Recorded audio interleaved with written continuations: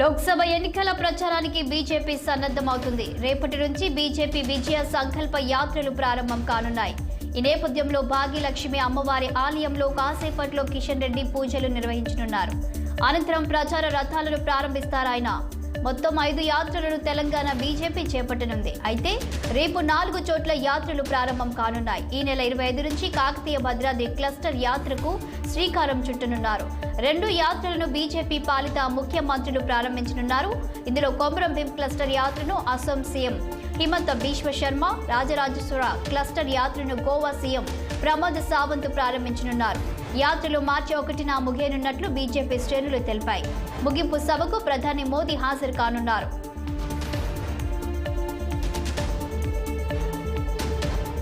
తెలంగాణ రాష్ట్రంలో గత ప్రభుత్వం చేసిన అవినీతి వైఫల్యాలు అప్పటి మంత్రులకు అధికారుల మెడకు చుట్టుకుంటున్నాయి. తాజాగా బయటకు వచ్చిన గొర్రెల స్కామ్ వ్యవహారంలో మాజీ మంత్రి తలసాని శ్రీనివాస్ యాదవ్కు ఉచ్చు బిగుసుకుంటుంది. ఇప్పటికే విజయ్ డైరీ విషయంలో పలు ఆరోపణలు రాగా ఇప్పుడు గొర్రెల స్కీమ్ అవకతవకలు వెలుగులోకి వచ్చాయి. మరోవైపు గొర్రెల స్కామ్ జరిగిన అవినీతి నిజమేనని కాగ్ రిపోర్టు స్పష్టం చేయగా బాధితులను విచారించాలని ప్రభుత్వం ఏసీబీ అధికారులకు ఆదేశాలు జారీ చేసింది.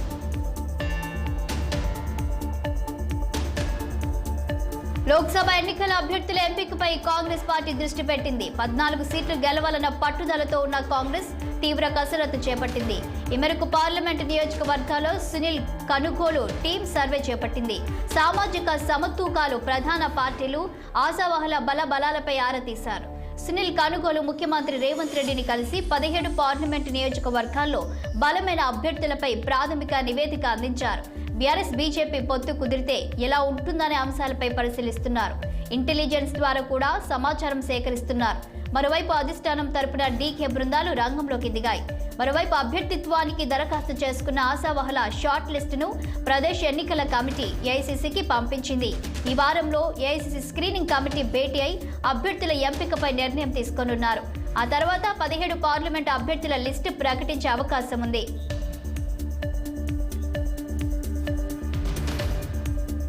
విశాఖలో పవన్ కళ్యాణ్ 2వ రోజు పర్యటన కొనసాగుతుంది. ఉత్తరాంధ్ర పార్టీ ముఖ్య నేతలతో జనసేనాని వరుస భేటీలు కానున్నట్టు తెలుస్తుంది. జనసేన పార్టీ ఆత్మీయ సమావేశంలో కూడా పవన్ పాల్గొనే అవకాశం ఉంది. ఇక జనసేన నేతలతో పవన్ ఇవాళ విడివిడిగా భేటీ కానున్నారు. తర్వాత రాజానగరం, రాజమండ్రి రూరల్, రాజమండ్రి అర్బన్, అనపర్తి నేతలతో మంతనాలు సీట్ల సర్దుబాటుపై చర్చిస్తారు పవన్. సేనాని ఇవాళ రాజమహేంద్రవరంలో పర్యటించనున్నారు. విశాఖ నుంచి చాపర్లో మధ్యాహ్నం సుమారు 1 గంటకు మధురపూడి విమానాశ్రయానికి చేరుకుని అక్కడి నుంచి కారులో రాజమహేంద్రవరంలో ఉన్న జనసేన కార్యాలయానికి చేరుకుంటారు. సుమారు 2 గంటల పాటు ఇక్కడ ఉంటారు. రాజమహేంద్రవరం డివిజన్ పరిధిలోని రాజమహేంద్రవరం సిటీ, రూరల్, రాజానగరం, అనపర్తి ఇన్ఛార్జీలు ముఖ్యమైన నేతలతో సమావేశమవుతారు. జిల్లాలో జనసేన ఎక్కడి నుంచి పోటీ చేస్తుందో అక్కడ జనసేన టీడీపీ క్యాడర్తో ఎలా కలిసి పనిచేయాలో వంటి అంశాలపై దిశానిర్దేశం చేయనున్నారు. తెలంగాణ ప్రభుత్వ విప్ ధర్మపురి ఎమ్మెల్యే అడ్లూరి లక్ష్మణ్ కుమార్ కు పెను ప్రమాదం తప్పింది. జగిత్యాల జిల్లా ఎండపల్లి మండలం అంబారిపేట వద్ద ఆయన ప్రయాణిస్తున్న కారు బోల్తా పడింది. ఎదురుగా వస్తున్న లారీని తప్పించబోయే క్రమంలో ఈ ప్రమాదం జరిగింది. ప్రమాద సమయంలో అడ్లూరి కారులోనే ఉన్నారు. లక్ష్మణ్ కుమార్ తో పాటు కారులో ఉన్న ఇతరులకు స్వల్ప గాయాలయ్యాయి. గాయపడిన వారిని కరీంనగర్ కు తరలించి చికిత్స అందిస్తున్నారు. కాసేపట్లో విశాఖలో నేవీ మిలన్ 2024 అంతర్జాతీయ నౌకాదళాల ఉత్సవం ప్రారంభం కానుంది. తూర్పు నౌకాదళం ఆధ్వర్యంలో విశాఖ ఆర్కే బీచ్ లో జరిగే ఈ వేడుకలకు భారీ ఏర్పాట్లు చేశారు. 50 దేశాల నుంచి ప్రతినిధులు, విమానాలు, నౌకలు పాల్గొననున్నాయి. నేటి నుంచి 27 వరకు 10 రోజుల పాటు ఉత్సవం జరగనుంది. 2022 తర్వాత మళ్లీ 2 ఏళ్లకు ఈ ఉత్సవాన్ని విశాఖలో నిర్వహిస్తున్నారు. ఈ కార్యక్రమానికి రక్షణ మంత్రి రాజ్నాథ్ సింగ్, ఉపరాష్ట్రపతి జగదీప్ ధన్ఖడ్ ముఖ్య అతిథులుగా హాజరు కానున్నారు. మిలన్ 2024 అంతర్జాతీయ పరేడ్ ప్రత్యేక ఆకర్షణ కానుంది. ఈ అంతర్జాతీయ నేవీ పరేడ్ లో వివిధ దేశాలకు సంబంధించిన నేవీలు, సాంస్కృతిక బృందాలు కూడా ప్రదర్శనలు నిర్వహించనున్నాయి.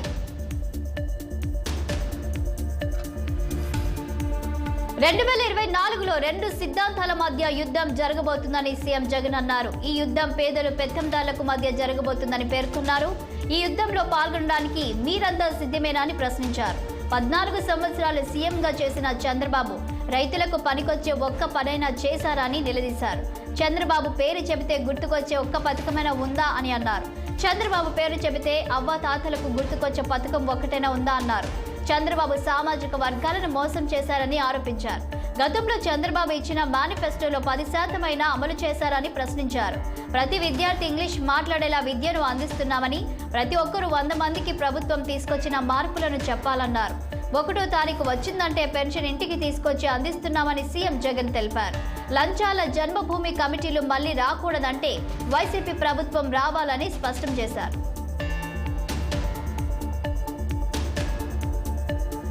బీజేపీపై సిపిఐ జాతీయ కార్యదర్శి నారాయణ మరోసారి విమర్శలు గుప్పించారు. ఆంధ్రప్రదేశ్కు ప్రథమ శత్రువులు బీజేపీ అగ్రనేతలు అన్నారు.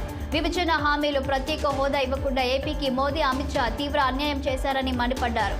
కేంద్రంలోని బీజేపీ ప్రభుత్వం రైతుల సమస్యలు గాలికి వదిలేసిందని ఆరోపించారు.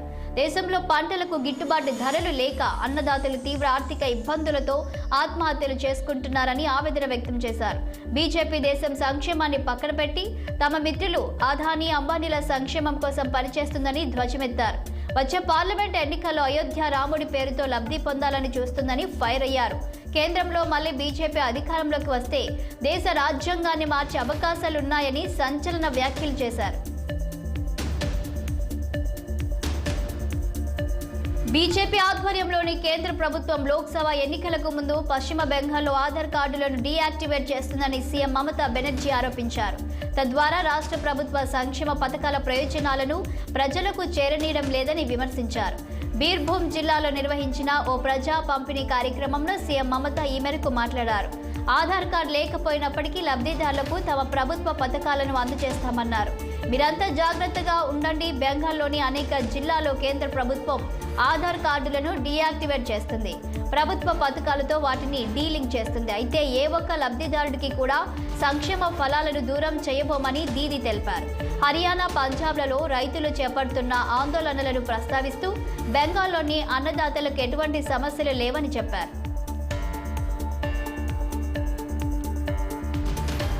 బీజేపీ కార్యకర్తలు దేశ అభివృద్ధిలో కీలక పాత్ర పోషిస్తున్నారని ప్రధాని మోదీ అన్నారు. ఢిల్లీలో జరుగుతున్న బీజేపీ జాతీయ కౌన్సిల్ సమావేశాల 2వ రోజు కార్యక్రమంలో పాల్గొన్న మోదీ కార్యకర్తలను ఉద్దేశించి ప్రసంగించారు. పార్టీని మరోసారి అధికారంలోకి తీసుకురావడానికి బీజేపీ పార్టీ కార్యకర్తలు ఎంతో కష్టపడుతున్నారని అన్నారు. వచ్చే 100 రోజులు ఎంతో కీలకమని తెలిపారు. 18 ఏళ్లు నిండిన వారంతా 18వ లోక్సభ ఎన్నికల ఓటు వేయబోతున్నారని అన్నారు. దేశవ్యాప్తంగా పార్టీ శ్రేణులు ఐక్యంగా పనిచేయాలని మోదీ కార్యకర్తలకు పిలుపునిచ్చారు. వచ్చే ఎన్నికల్లో అత్యధిక సీట్లు బీజేపీ గెలుస్తుందని మోదీ తెలిపారు. సబ్కా సాత్ సబ్కా వికాసే బీజేపీ లక్ష్యమని ఆయన గుర్తు చేశారు. పార్టీ శ్రేణులు ప్రతి ఇంటికి, ప్రతి ఓటరు వద్దకు చేరుకోవాలని సూచించారు. నవ భారత్ నిర్మాణం కోసం అందరం కలిసి పనిచేద్దామని ప్రధాని మోదీ అన్నారు. గత 10 ఏళ్లలో దేశ రూపురేఖలు మారాయని అన్నారు. బీజేపీ పార్టీ మెజారిటీతో మళ్లీ అధికారంలోకి రాబోతుందని తెలిపారు. ప్రధాని మోదీ మరోసారి అధికారాన్ని నిలబెట్టుకుంటారనే అంశంలో దేశ ప్రజలకు ఎలాంటి అనుమానం లేదని కేంద్ర హోంమంత్రి అమిత్ షా అన్నారు. దేశంలో ఉగ్రవాదం, నక్సలిజం అంత్యదశకు చేరుకున్నాయని, వచ్చే మోదీ 3.0 ప్రభుత్వంలో అవి పూర్తిగా తుడిచిపెట్టుకుపోతాయని ధీమా వ్యక్తం చేశారు. రాబోయే లోక్సభ ఎన్నికలకు మహాభారత యుద్ధంతో పోల్చిన ఆయన మోదీ ఒకవైపు, కుటుంబ పార్టీలకు నేతృత్వం వహిస్తున్న కాంగ్రెస్ మరోవైపు ఉన్నాయని వ్యాఖ్యానించారు. మోదీని ఓడించేందుకు రాకుమారులంతా ఏకమయ్యారని పరోక్షంగా ప్రతిపక్ష కూటమి పార్టీ నేతలను ఉద్దేశించి వ్యాఖ్యానించారు.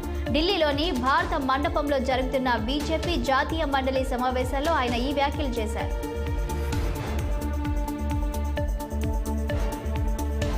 జార్ఖండ్లో హేమంత్ సోరెన్ రాజీనామాతో ముఖ్యమంత్రి పగ్గాలు చేపట్టిన చంపై సోరెన్ కు కొత్త తలనొప్పి మొదలైంది.